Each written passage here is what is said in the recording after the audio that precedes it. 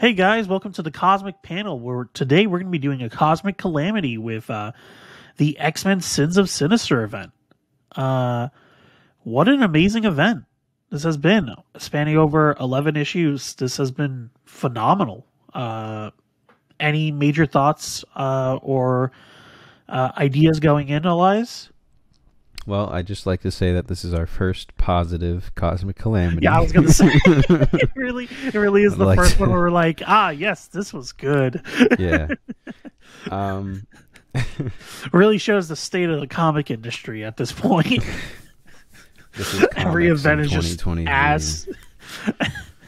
Man, we're gonna have a lot. Like this is graphics in 2024 memes and that shit. This is graphics in 2012. Bruh.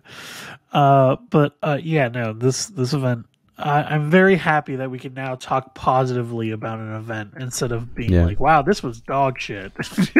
So, as far as events go, I think that Lucas and I both agree that the way they contained this to only 3 minis, each only being 3 issues long, was very satisfying. Yeah. And just a good way to digest it. I think it's definitely, as far as like from a point of view of maybe the common comic reader, it might be hard to approach. That's just one of the parameters I look for in events usually. Is like, can a random reader jump into this? And I might say no, just because you have to read the Immortal first. Lazarus Planet, I could probably just say, hey, pick up the Alpha and you'd be good. But this does have a lot of pre-required reading, I think, to really appreciate it. Yeah. But that aside, I think this was a very cool exploration of possible futures, sort of like a what if on steroids. Yeah, I was gonna say more of like this is almost like a love letter to like Age of Apocalypse.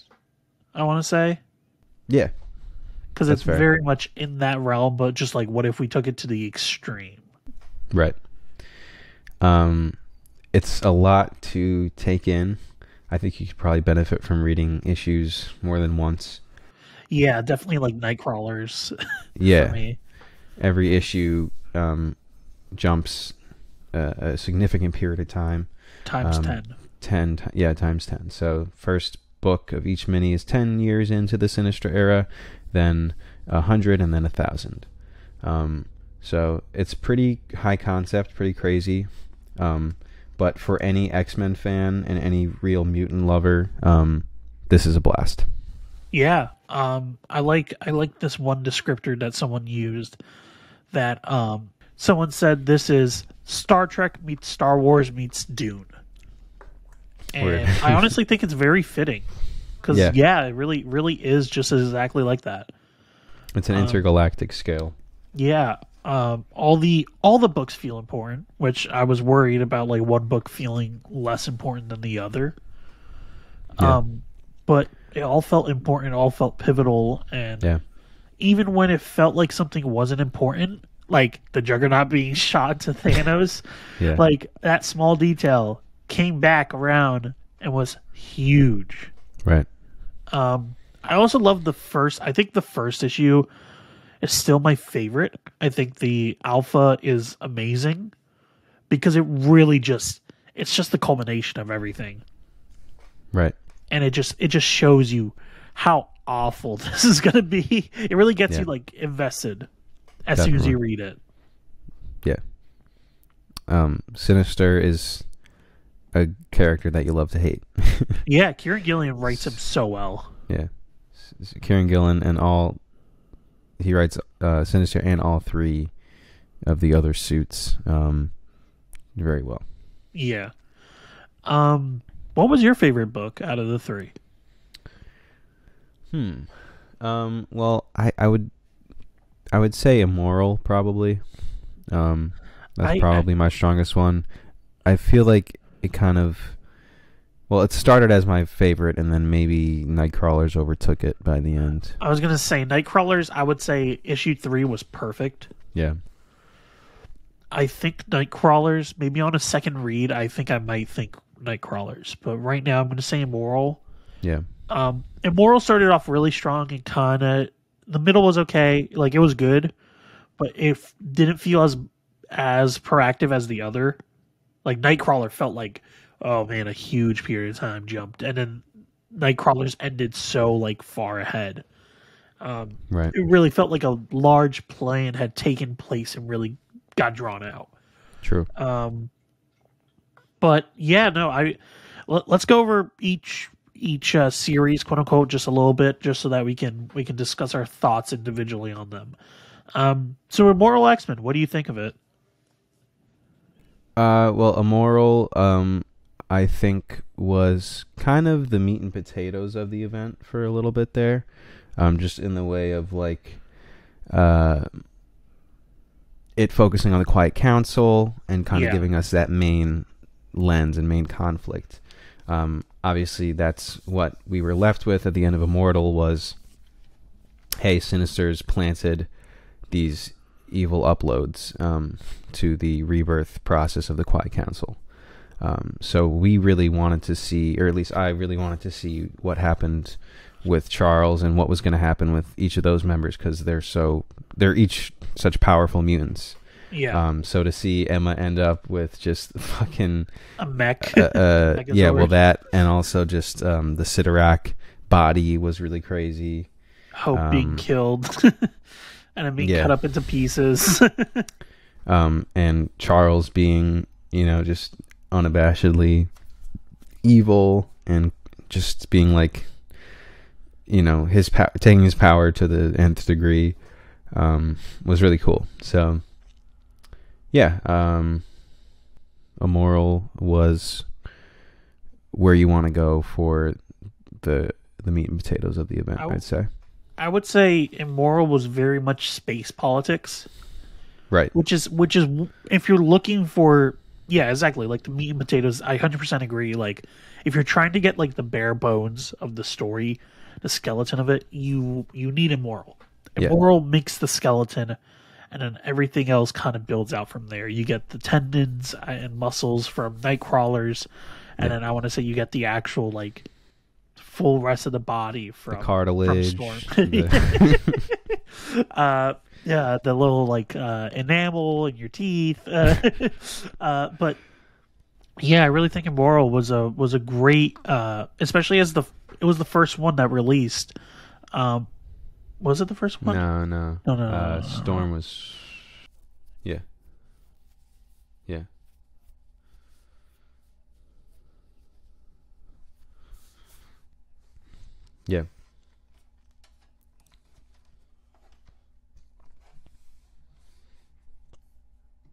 Yeah.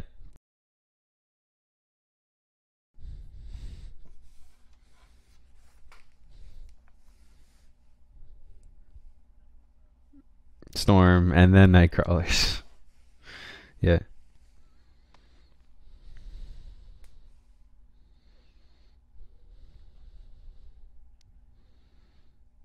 Mm-hmm. Yeah.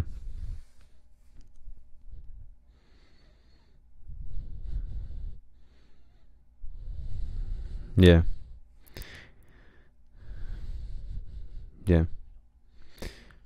Nightcrawlers. Nightcrawlers, I think, is a very necessary book in the way that it focuses on Mother Righteous.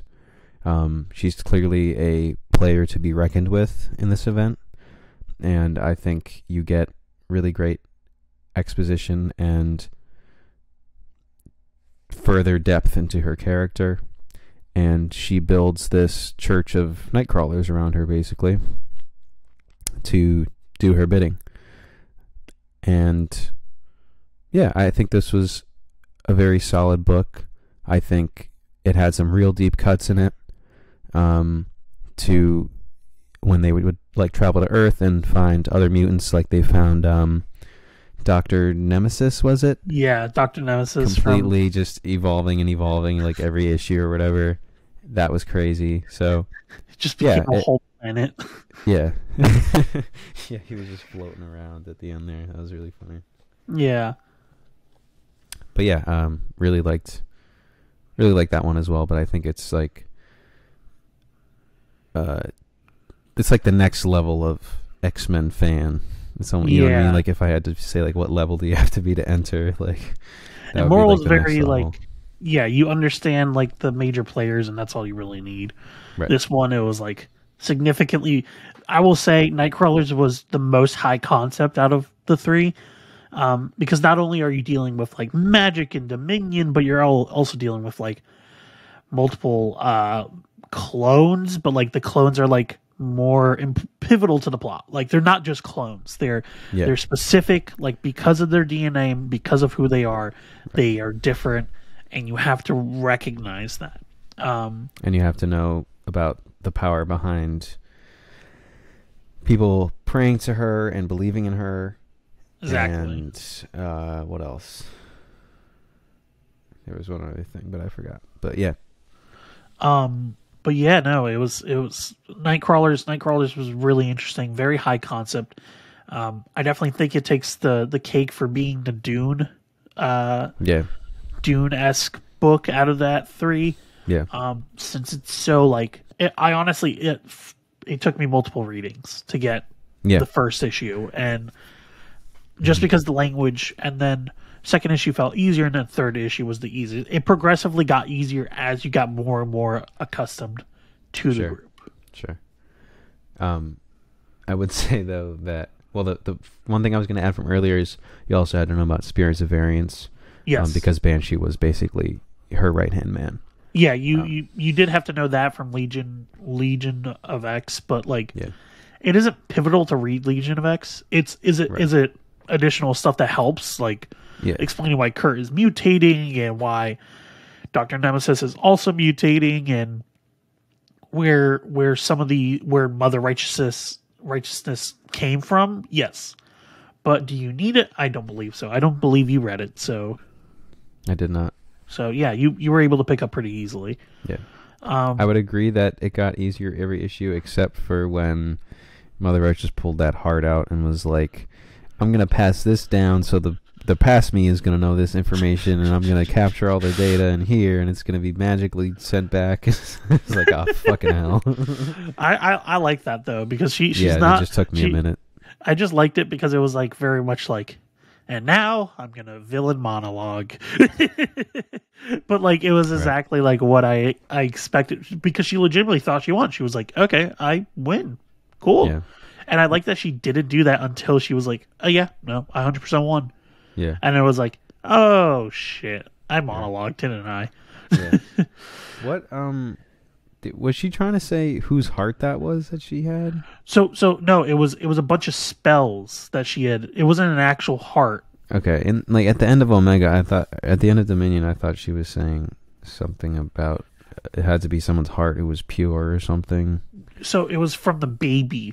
Like, she formed it from the baby, the first original Nightcrawler baby. The Wagnerine was Wagnerine's kid. Oh, right.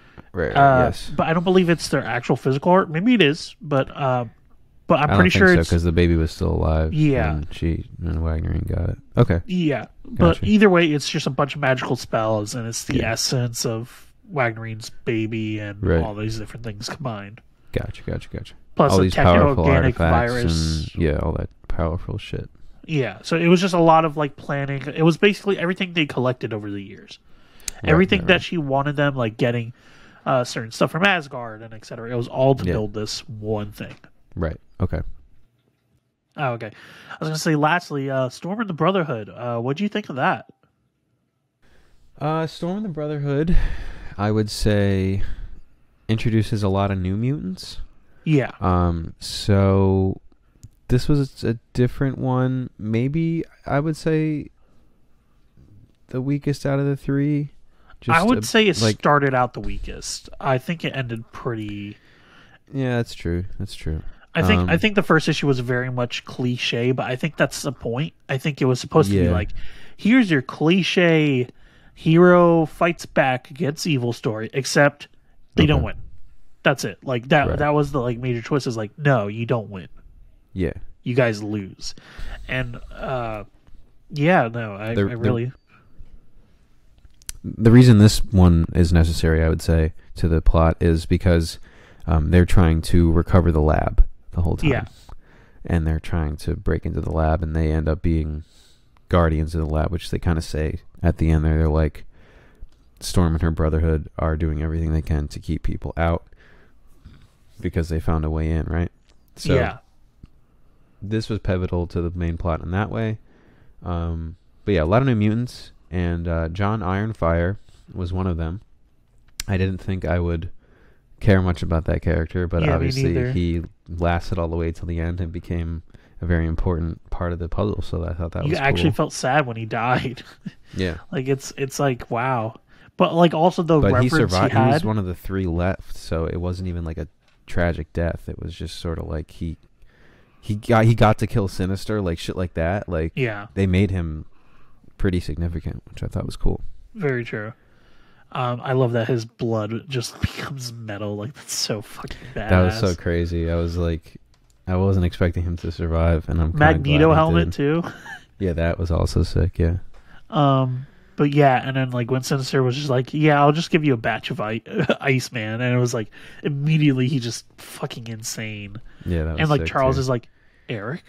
Like he's like so confused. He's like, what the fuck? Yeah. I was nervous. Storm. Sorry, I was just gonna say I was nervous when Sinister was offering that because I'm like, he definitely like spiked that shit. I literally put thought something the same in there. thing. Yeah, I was like, but then there's I was no like, way. I was like, maybe he didn't have enough time, to be honest. And then I was right. So I was like, he probably had it for himself, if anything. So he probably just didn't want it spiked. Yeah. But yeah, no, I think Storm was definitely the weakest out of the 3. But but that's just out of the 3. Like it's it's so that's good. Just relative. Yeah. I just never thought I'd say like anything from Ewing is the weakest out of anything. Like I'm so used to saying like Ewing is like the best writer out of.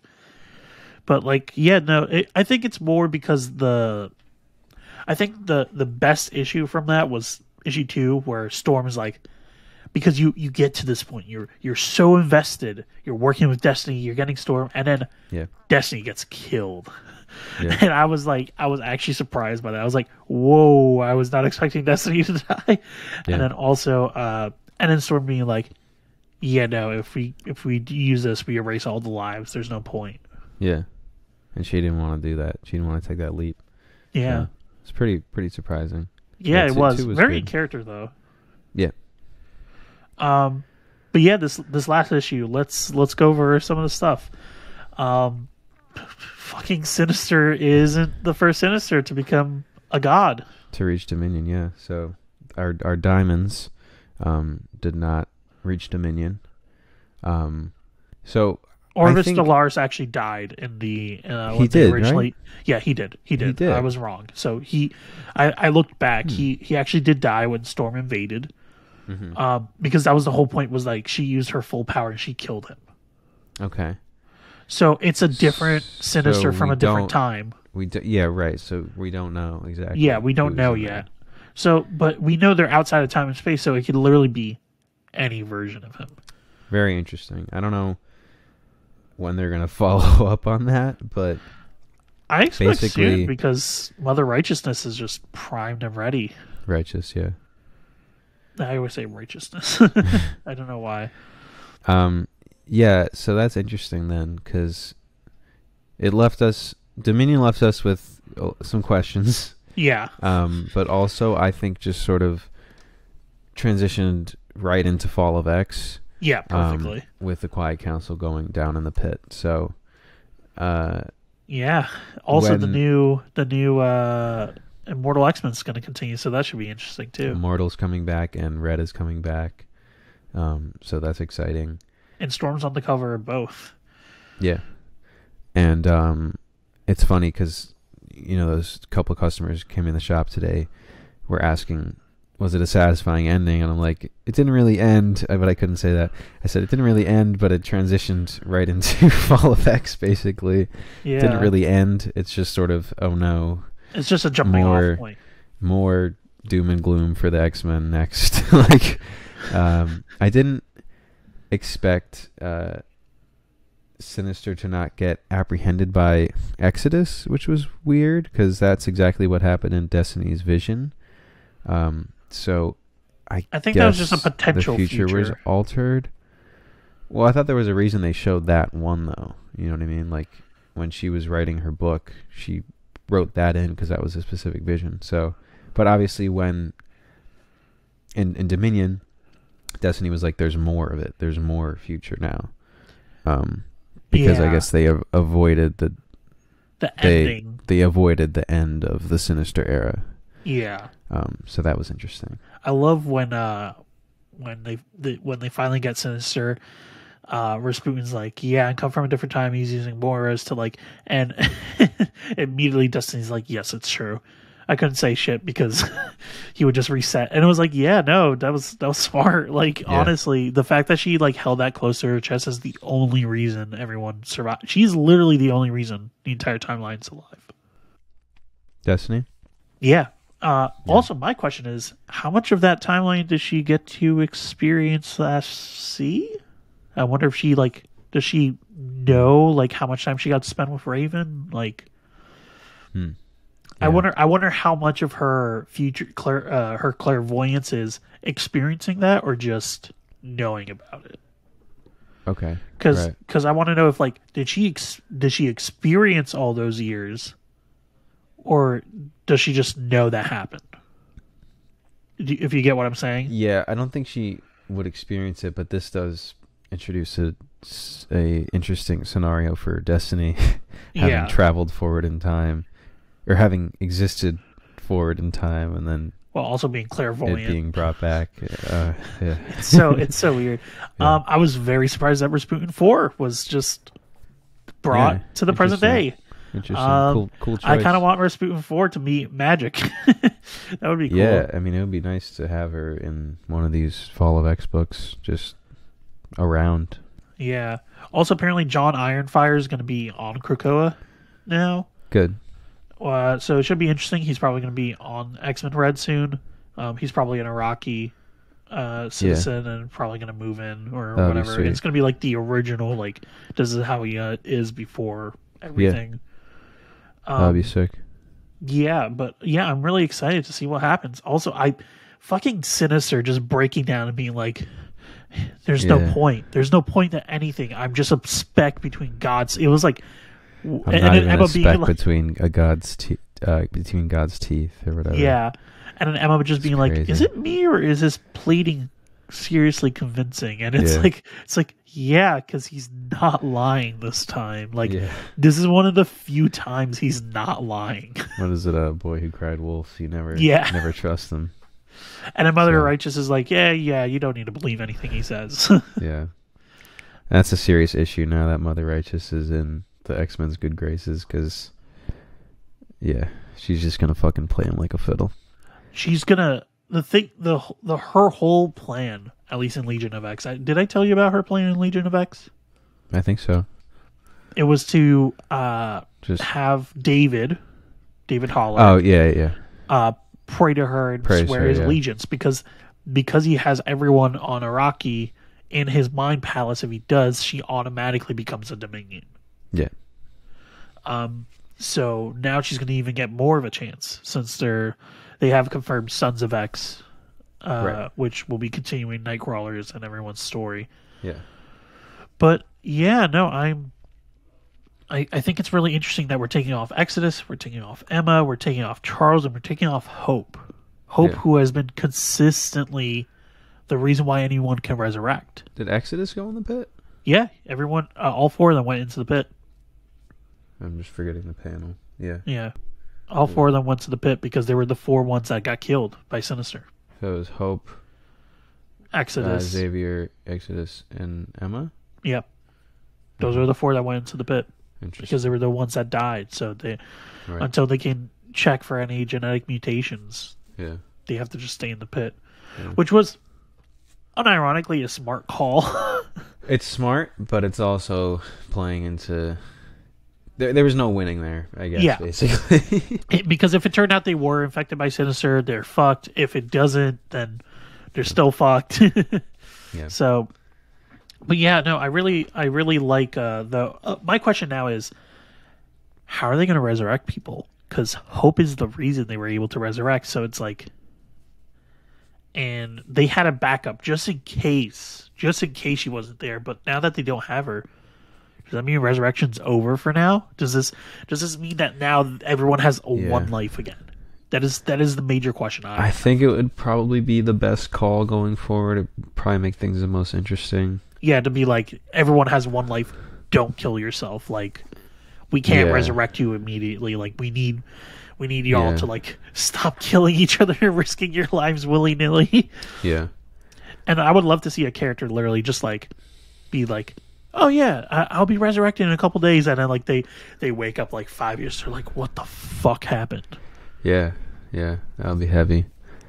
Now that supposedly the Phoenix Force is no longer in Echo's hands, I think it could be cool to see the Phoenix Force come back in some new and interesting way in the Fall of X event. Oh, go to Hope or something. Well, yeah, I mean, it could be a new host, but Hope could be cool. I think Hope but should I'm be more so thinking like it would maybe, instead of helping them, it would actually be their destruction for once, because every time the Phoenix Force has come into someone's ownership, it's always benefited the mutants, at least recently.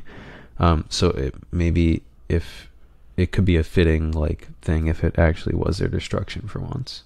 If it ends the Krakoa age is that would be interesting. Just as like an out of left field kind of thing. Like, it's not the main focus of Fall of X, but it like comes in at the end and just like it goes to like some random inexperienced mutant, and then it's just the destruction because it fell in the wrong hands. Like, just like that. Like, that could be fucking crazy. But I kind of want Hope to be the main protagonist of Immortal X-Men, at least for a little bit, because I feel like she is the boots on the ground. She is the most new to the Quiet Council, and she's the one that we are getting, that I think we should get the most perspective from, because like, she hasn't been dealing with politics. She has just been doing her job. She's seen how awful everything has gone, and let's be honest, she's the most powerful mutant. At least I personally think in the Quiet Council, she's probably the most powerful, just because she can copy everyone's powers, and boost them.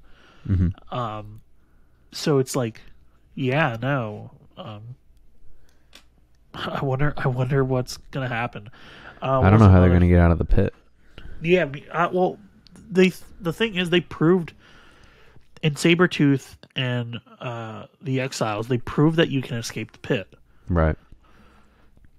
One of the ways is through Douglas. Douglas can let people out of the pit because he talks to Krakoa. Krakoa is his friend. So the next thing that Mother Righteous has to do is take out Doug.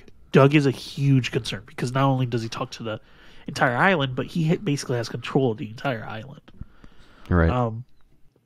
And if you take him off the board, then you can basically knock out Krakoa and no longer have to worry about a living, breathing island knowing about your shit. Yeah. But yeah, no. What about Moira? Any thoughts on Moira? Just well, I guess she won. She got all the data. Yeah, she got what she needed. And she uploaded just the experience of terror to Sinister. Yeah. I don't know what she's gonna do next. I haven't like read a lot of the previews of what the Fall of X shit's gonna be, so now I don't know what it's gonna be. And I want to keep it that way, obviously. Like, I don't want to. I'm just gonna read the books and find out, kind of thing. Yeah, exactly. But obviously right now all four Sinisters are alive and well.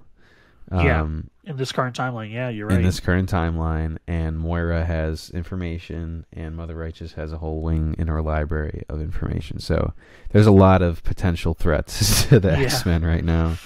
So this is the most the X-Men have faced in the entire Krakoa age, and they don't even realize it yet. That's a scary thing. They don't realize it. Yeah.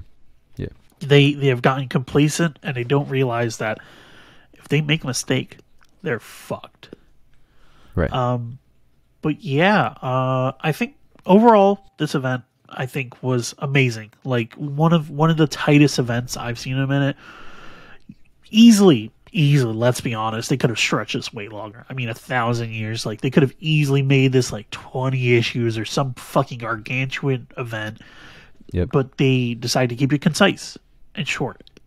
And it honestly worked better because of it. Because, yeah, certain issues were stronger than others, but they all played into this narrative. Like this grand space opera, I guess is the best way to put it. Mm-hmm. That then later culminates in one final climax. And then we go back to status quo. And the question wasn't if we'll go back to status quo. It was always told from us the beginning. We get the Moras, we reset the timeline. That was the main goal from issue 1. Yeah. But now we actually... It was not about how we get back, it's about the experience during that time. It was the friends we made along the way. Yeah. Basically. It was the data we gathered along the way. Yeah. So much data. 1,000 years? Yeah. So yeah, I would give this 4.5 out of 5 Moira clones. And yeah. I would give this 4.5 Dead Mystiques. I think Destiny's probably really angry right now, but yeah, I give it 4.5 Dead Mystiques. Really solid event. Really enjoyed it. First positive review. Woohoo! First positive event. Yeah. Of 2023. Yes, 2023. Right. And it only lasted 2 months too. Like it was quick in and out. That's great. That's a great way to do it. Especially because there's so many events lately in general, and just for Marvel, there's so many events. They made it concise here. Yeah. Great example to follow. Marvel, coming close. Marvel, coming close. Fucking do this consistently. Don't fucking drag out your events for half a year. Do this shit. Put these stories out. Let the writers do their own shit, and then finish the stories. Release it weekly, alternating between different minis or whatever, and get it done. Or I'm going to come to your house and I'm going to fucking murder you. Yes, I'm looking at you, Kevin Feige. He's not even in charge of the comics. It's just, just going after him for no reason. But yeah. Let us know if we should do a Cosmic Calamity on Amazing Spider-Man arc right now. Yeah, when we hit issue 26, we can do that. Yeah, we can see how shitty that is, and comment down below some events that you want us to do from older series. Yes, we want to eventually do Avengers vs. X-Men, but also comment down some older ones. I mean, there's definitely events that we haven't read. I never read. Have you ever read Age of Apocalypse? Like, actually read it? No, not. I never have either. So like. Yeah. That there's plenty of other events that I'm sure people could comment. Yeah. But yeah, right now the only ones that we have off the top of our head is Blackest Night and AVX, because those are 2 events that we grew up on that we really love. But comment down below. Anyway, this has been the Cosmic Panel. Remember, keep your Warrior clones safe. Remember to like, subscribe, support your local comic shop, and read comics. See ya.